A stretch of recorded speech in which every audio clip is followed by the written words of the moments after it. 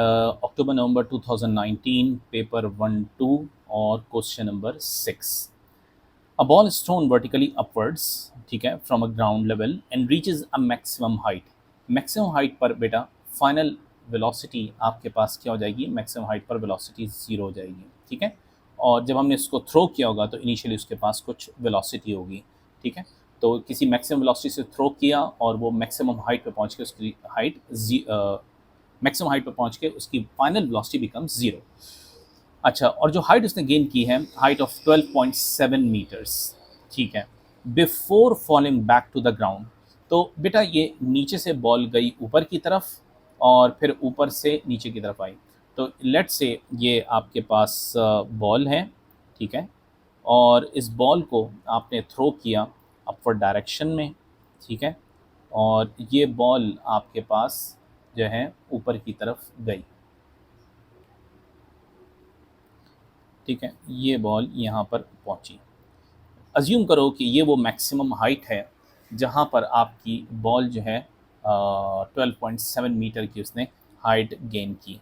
तो ये जो आपके पास एस था ये था 12.7 मीटर्स, ठीक है। और यहाँ पर हमारे पास जो हमने बात की कि मैक्सिमम हाइट पर पहुँचकर वेलोसिटी बिकम्स 0। अब आपके पास क्या हुआ? अब इस बॉल का डाउनवर्ड जर्नी आपके पास स्टार्ट हुआ। बॉल का डाउनवर्ड जर्नी आपके पास स्टार्ट होगा तो आपने यहाँ पे दोबारा बॉल बना ली, ठीक है। अब ये बॉल जो है मैक्सिमम हाइट से आपके पास डाउनवर्ड डायरेक्शन में आपके पास मूव कर रही है और ये आपके पास जिस हाइट से आपने थ्रो की थी उसी डिस्टेंस को ट्रेवल करके और बॉल ग्राउंड पर पहुंच जाएगी। तो ये आपके पास ये तो डाउनवर्ड हाइट भी आपके पास सेम होगी क्योंकि जितना ऊपर जाते हुए डिस्टेंस ट्रेवल किया है उतना ही नीचे आते हुए डिस्टेंस ट्रेवल करेगी, ठीक है। तो ये आपके पास 12.7 मीटर्स। आगे देखते हैं हम सवाल। तो क्या था? Before falling back to the ground, ठीक है, हमने ग्राउंड लेवल से इसको थ्रो किया था और वापस ग्राउंड लेवल पर ही पहुंची। तो 12.7 मीटर अपवर्ड डिस्टेंस ट्रेवल किया और 12.7 मीटर डाउनवर्ड डिस्टेंस ट्रेवल किया। Assume that air resistance is negligible. ये तो जिंदगी आसान कर दी बेटा। अगर एयर रेजिस्टेंस नेग्लिजिबल है तो एक्सेलरेशन आपके पास ड्यू टू ग्रेविटी हो जाएगी, यानी आपके पास 9.81 हो जाएगी। तो नीचे से ऊपर जाते हुए आपके पास डिसेलरेट करेगा और ऊपर से नीचे आते हुए एक्सेलरेट करेगा।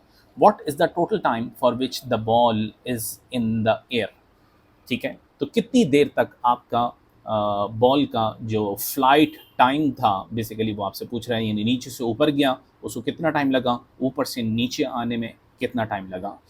अच्छा, अब बेटा इसको करने के 2-3 मेथड्स हो सकते हैं। एक तो ग्राफिकली है और एक बगैर ग्राफ के।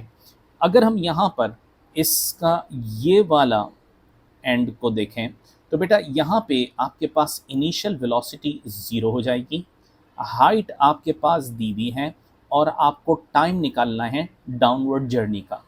तो हमारे पास जो इक्वेशन है जिसके अंदर हमारे पास डिस्टेंस आता हो और टाइम हो, तो हमारे पास वो एक ही इक्वेशन ऑफ मोशन है और वो कौन सी है?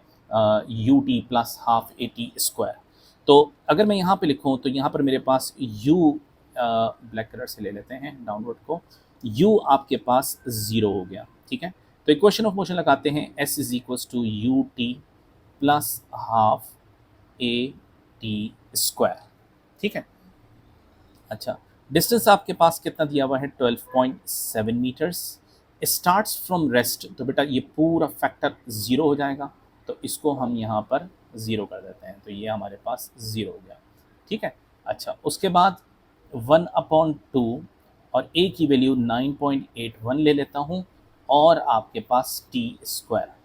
यहाँ से हम जो t की वैल्यू हमारे पास जो कैलकुलेट करने के बाद जो हमारे पास t की वैल्यू आएगी वो आएगी 1.6 सेकेंड्स। अच्छा, तो ये जो हमने टाइम निकाला है ये डाउनवर्ड जर्नी का टाइम निकाला है।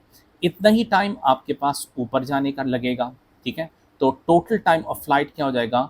2t, यानी इस टाइम को आप 2 से मल्टीप्लाई कर दें तो नीचे से ऊपर गया और ऊपर से नीचे आया। क्यों? क्योंकि एयर रेजिस्टेंस नहीं है। जब एयर रेजिस्टेंस नहीं है तो कोई टर्मिनल वेलोसिटी और वेलोसिटी की आपके पास स्टोरी नहीं है, ठीक है।